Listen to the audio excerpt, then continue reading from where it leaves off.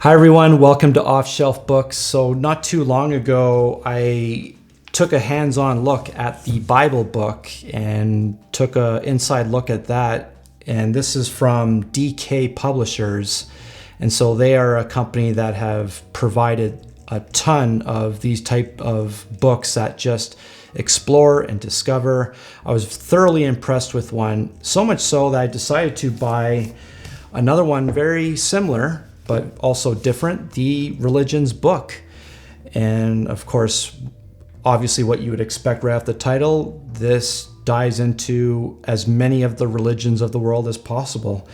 So I was so thoroughly impressed with this one that I decided to buy this one, and perhaps this could complement the Bible book a little bit. So I'm just going to quickly dive into this one here. Big Ideas Simply Explained, and that's a lot of their volumes and books of all the topics they discover. I think that's exactly what they try to do. Big ideas simply explained, and I think that's what we all want to see in a book, especially if we're trying to learn something as complex as religions, because there's just so many out there. And let's take a look here. $18 American, 23 Canadian. And that could be a little bit because this is soft cover. Bright yellow with purple accent of this one. So let's just jump in right away here. Another team of contributors, and rightfully so. I think you need a team like this when exploring the religions of the world. So once again, we have our contents page, basically the exact format of the Bible book. And we have our primal beliefs from prehistory, ancient and classical beliefs, Hinduism, Buddhism, Judaism, and of course Christianity, Islam, and then we have our modern religions. I noticed I didn't see Sikhism in there, but it is tucked away in here. I believe it's right here on page 296, the Sikh Code of Conduct. And I also noticed there wasn't any Mormonism or Jehovah Witnesses, but they are there. They're just not a main focal point when it comes to their sections here. And they're also under modern religions too. So I'm glad they do essentially touch on everything, or as much as they can, in a book that clocks in at 351 pages about. Clearly, they're going to stick with the same format and layout as the Bible book. I am very impressed right away with what I'm seeing here. Yeah, what's there to say? There's just so much great content here. I would love to read this because I do want to explore other religions of the world. And a lot of times, especially in the realm of apologetics, we ought to know other religions and what they believe. Ultimately, it's the most important is to know your own faith very well, and that is crucial to apologetics. But I think another element of apologetics is also just understanding other people's faiths and beliefs and religions that don't line up with yours. That's important, especially for a seeker or a skeptic, because this will really help them understand all the religions of the world, why they believe what they believe in. And then I think what's great is they can draw their own conclusion of what religion or faith actually makes the most sense to them. It's great to know your own faith, but I think this will be a fantastic book for any aspiring apologist to study some of the other key faiths. And I think in some ways you almost need to, especially if you're going to dialogue. Let's say if you dialogue with a Muslim, you want to learn about Islam and about Muhammad and Allah and the Quran, and I would hope that this book touches on it.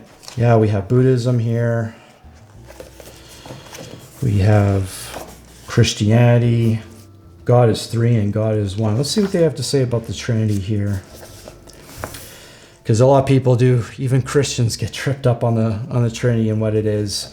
There is only one God, but Christians experience God in three ways. God the Father of Jesus, who sent him to the world that he had created. Jesus, the Son of God, who came to the world to bring God's kingdom. And the Holy Spirit, who is with Christians now that Jesus has returned to his Father. These three are completely united in what they do, even though each one has a particular role. I don't know if I would say God in three ways. I think I get what they're saying. I would say God in three persons that are co-equal and co-eternal. Yeah, they even have this thing here. In a math test, it is safe to assume that 1 + 1 + 1 = 3, but that is not so in a theology exam, rightfully so. Well, I think a better way of doing the equation is 1 × 1 × 1 = 1. To simplify it in its most simplest terms, one God, three persons, and it's so hard to wrap your head around that. I've seen diagrams like this as well. I think this is pretty helpful. The Father, the Son, the Holy Spirit, all distinct different types of persons. So the Father is not the Son is not the Holy Spirit, and the Holy Spirit is not the Father, vice versa. But God is the Son, is the Father, is the Holy Spirit. When you see diagrams like this, these are the kind of things that makes this book shine, because it helps simplify a very complex term. And I think that was the whole point of their book. Big ideas, simply explained.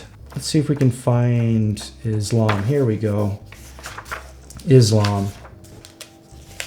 So this would be something I would love to explore. Islam is one of the fastest growing, I think it is the fastest growing religion in the world. So I think it would be best for any apologist to learn about Islam and the 5 pillars of Islam. That is definitely something worth learning about.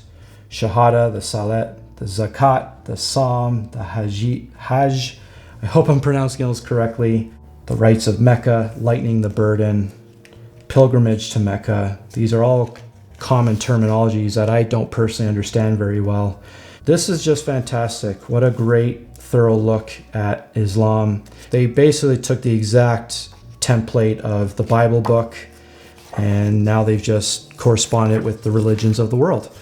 I can't wait to dive into these. I just want to bury myself and read books like these. I think there's so much edification, and it's so exciting that, yes, could you just go on the internet and click on websites, watch videos? Absolutely you can. But it's so refreshing to see books like these with pictures. I just don't think there's any other great immersive experience other than reading a book like this one.